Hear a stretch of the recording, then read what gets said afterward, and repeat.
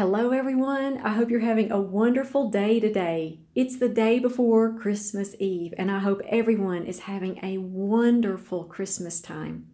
I've received so many Christmas wishes from you all and I just wanted to say thank you and I wish you all a very Merry Christmas.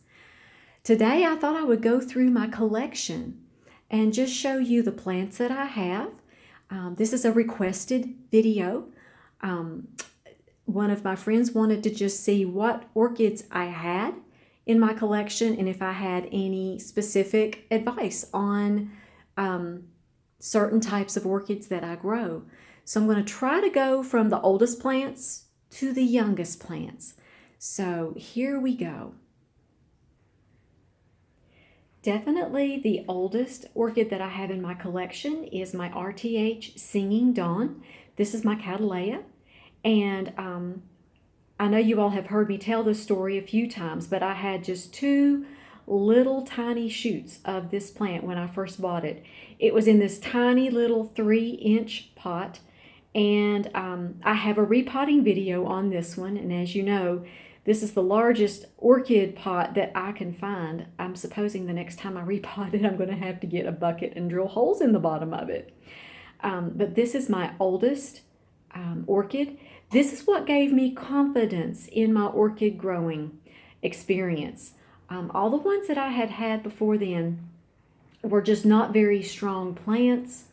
I was new at growing. I didn't really know what I was doing when I first started growing. Sometimes when you're growing orchids, it takes you a couple of years to gain confidence and to know exactly how to grow orchids because they're so very different than any other plant that you grow.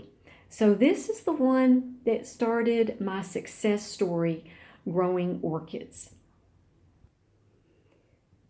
And this is my oldest Fowl. This is Foulk Breeze. It has a white bloom. It has this huge secondary spike that it is coming along very, very well here with some buds that are getting ready to set. This is my oldest Fowl. I've had this one for 11 years. I bought it just right after I bought my Cattleya. And as a matter of fact, I believe that it was in the month of November when I bought this plant. So this is really interesting. I've just had it for 11 years. And this is my Norman's Miss Montclair times Cygnus Empire that I have nicknamed Einstein. I've had this Fowl for 10 years. It has bloomed for me every single year. And it's a prolific bloomer. It's never missed a year. Neither has the one I showed you before, the Foulk Breeze. It has never failed to bloom for me consistently every single year. So beginners, just take note. White Fowls are a really, really good place to start your orchid growing experience. And this is my Fowl Intensity, and it's absolutely huge. It has two huge leaves and then a new leaf that's coming through. I placed this in water culture, and it did very, very well for about a year. And I noticed it wasn't growing any new leaves. Some Fowls have a lot of leaves, and some of them just have 4 or 5. Actually, some of them only have 3, and they can still bloom. But this, I did not like it only having 2 leaves. So I went ahead and put it back in moss.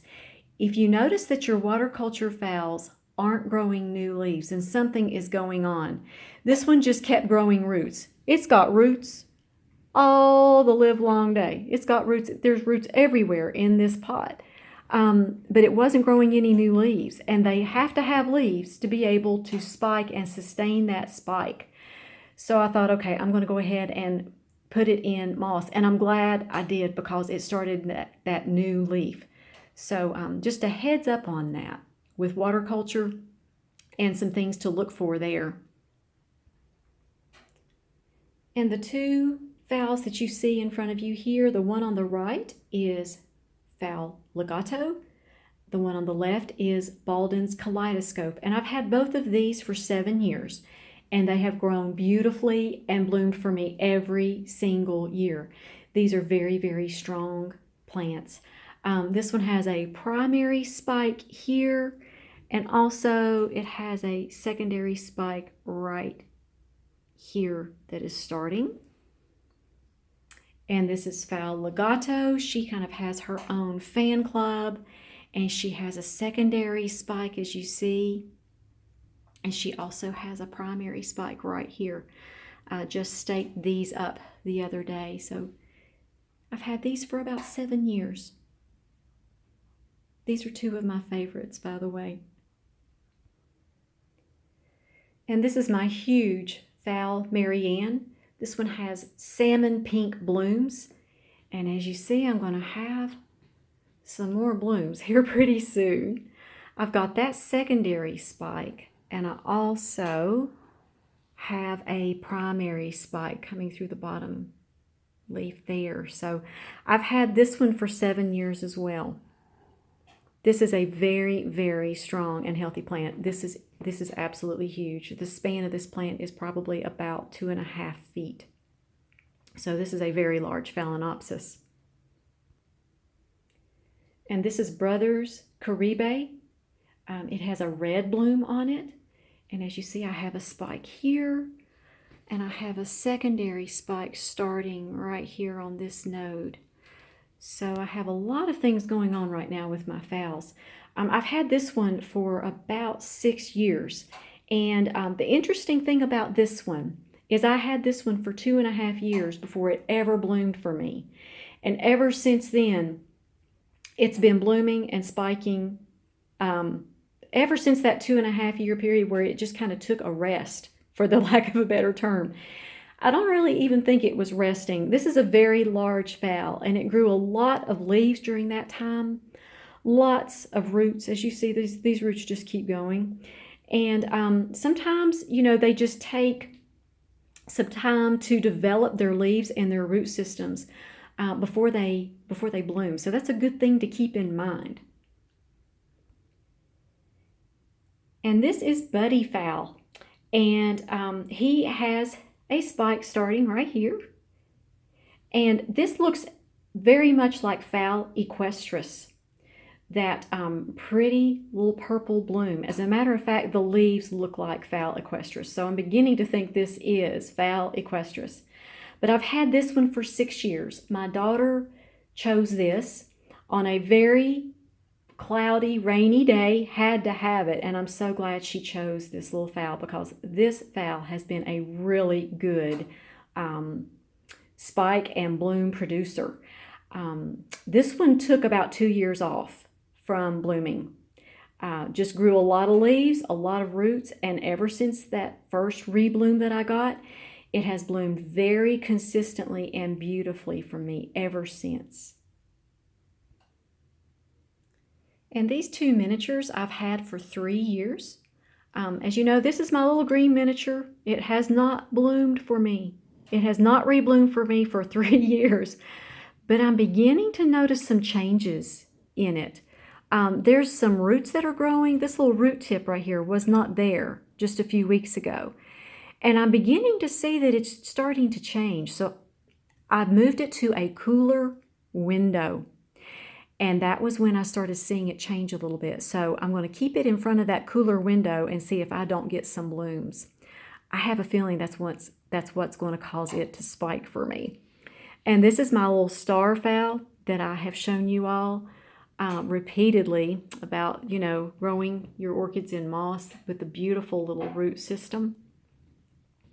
And so these are about, I've had these for 3 years. Okay, so next comes the Dendrobium Forest that I have. I've had these for 1.5 years, all of them. I bought them all at the same time. I bought them all from the same source except for one of these. One of these I actually found at the grocery store in bloom. It has a white bloom and it's spiking right now. But the others I bought from a lady in Nevada. Caroline's Orchids. So all of these were bought at the same time about 1.5 years ago. They're all in bloom pretty much, or in spike, and I have been very pleased with these. They're all grown in water culture except for 2, which are growing in bark.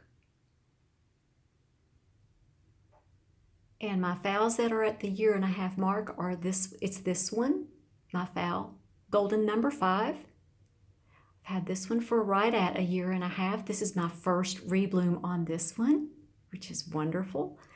And also I have this medium size white Faul. This is the one that I showed you how to fertilize and water your phals in full water culture. And it's going to be ready to bloom here in just a few weeks, few months. Can't wait. That's going to be my first rebloom on that one as well. And also coming in at about 1.5 years is this little yellow sunshine Faul.